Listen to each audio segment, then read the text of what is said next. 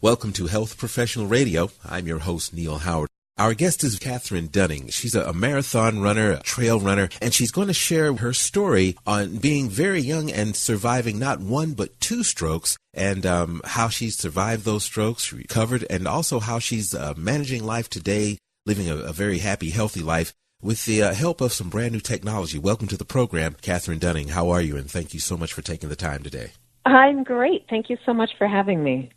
Now, I told our listeners a little bit about you, not a lot. You are a marathon runner, and give us a little bit more background about yourself. What is it that you do, and where do you do it? I am based in Livingston, Montana, and I have been working in wildlife conservation for the last 15 or so years, and my husband and I run a wildlife filmmaking production company. Great. So, needless to say, very busy, very outgoing, very active. Very active. Yeah. Very active, yeah. Yes. Is that always been a part of your life, very active, athletic, and on the move?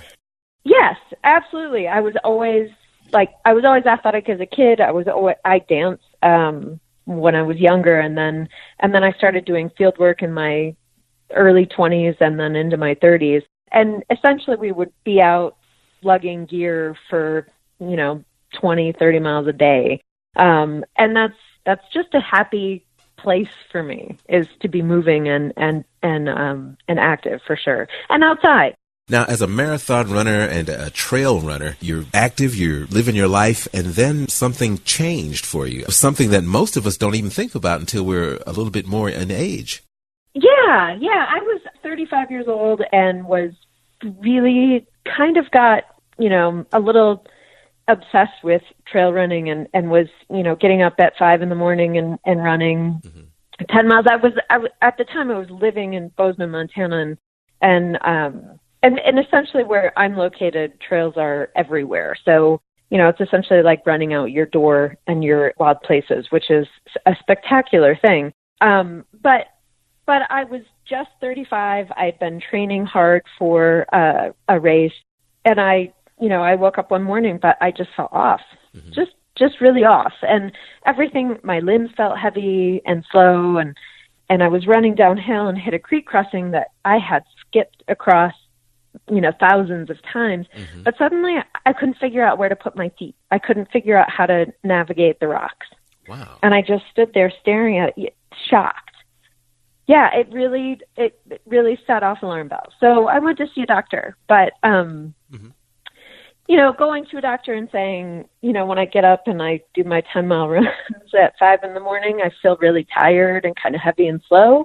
That doesn't really set off alarm bells for a lot of doctors, because I did it every day, even though I felt this way. And my vital health stats at the time were off the charts. So, so the thinking then, which actually made sense to me, was that maybe I was under some type of stress and needed to relax, or needed to, maybe take up yoga or go to counseling or something along those lines. And again, like I said, I thought that was very wise advice. And so I followed that and kept running. And about a month or so, maybe 2 months later, I went on a fabulous run, 10 miles. I added an extra 2 because the weather was gorgeous. And then I went home and, made dinner, went to bed just like normal, but I didn't wake up the next morning or at any point the next day. You just slept all the way through? I slept all the way through, and I woke up 32 hours later, confused, unable to walk, talk, or see straight. You're panicking at this point, I'm sure. When you have a brain injury and you've lost a lot of time, and you're just in sort of I was in a confused state.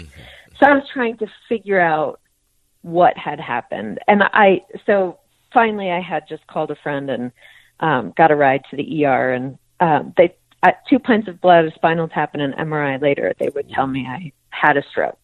And it was, in fact, they could see on the MRI that it was my second stroke. So my worry over that strange heaviness and spatial confusion was the first lesser warning stroke to this bigger, more devastating one.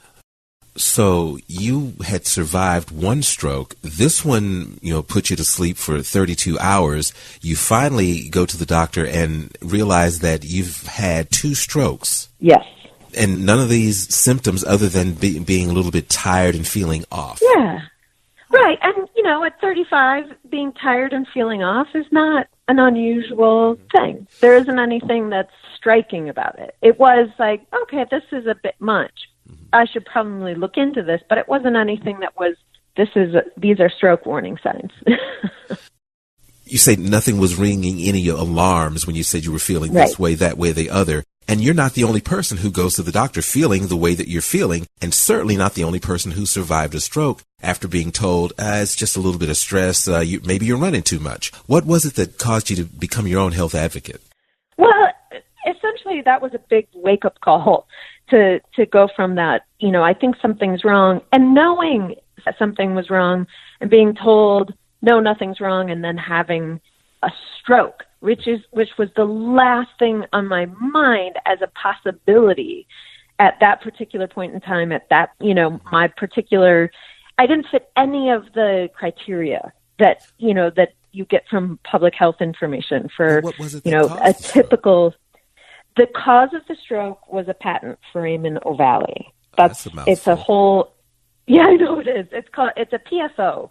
In utero, all infants have a hole with a flap-like covering between the 2 upper chambers of the heart that, it allows blood-rich oxygen from the mother to bypass the baby's lungs.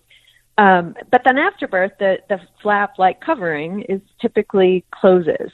But in about 1 out of 4 people, which is quite a bit, and that's globally, that's people, this hole remains open. So, and a PFO creates no symptoms and requires no treatment in a lot of people, but I was one of the unlucky few in which the PFO allowed blood clots to pass from the right side of my heart to the left, and it opened a gateway for stroke. I'd be terrified that I would suffer another stroke, and that would be the one that would, maybe disable me. How are you managing today and not living in fear of another stroke? Especially, has this PFO been repaired or? Yes, that was exactly what made me become a big advocate for my health. Was exactly that fear that this was, 2 strokes was enough. That second one was, pretty devastating and very hard to recover from and took a lot of work. And I was determined, yes, never to have another one again. And so I was given the option of blood thinners alone or an occluder. And I chose to have the GORE Occluder placed in my heart to block that hole. The GORE Occluder? Yes.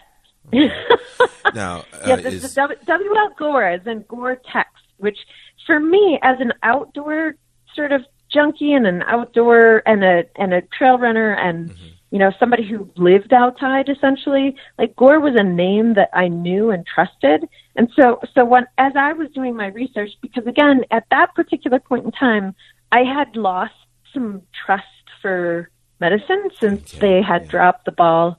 And so I was very determined to do the best that I possibly could to prevent this from happening a third time and perhaps leaving me somehow debilitated in some big way.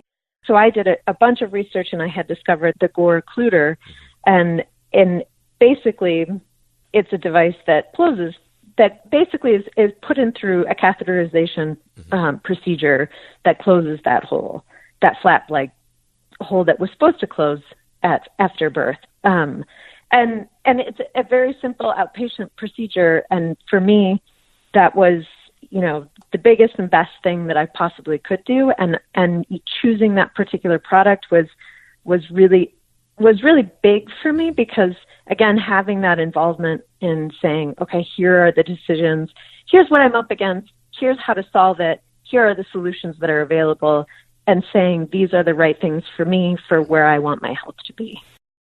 Where can we go and learn some more about the GORE septal occluder? GORE has a website, goremedical.com. GOREMedical.com.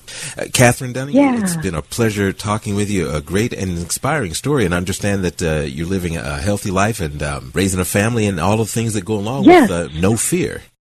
With no fear, yes. And that's the wonderful thing about this whole process that I've been through. Well, I'm hoping you'll give us some updates in the future, and I thank you for taking the time to with us today. Thank you for having me. You've been listening to Health Professional Radio. I'm your host, Neil Howard. Transcripts and audio of the program are available at healthprofessionalradio.com.au and also at hpr.fm. You can subscribe to this podcast on iTunes, listen in, and download at SoundCloud. And be sure and visit our affiliates page at hpr.fm and healthprofessionalradio.com.au.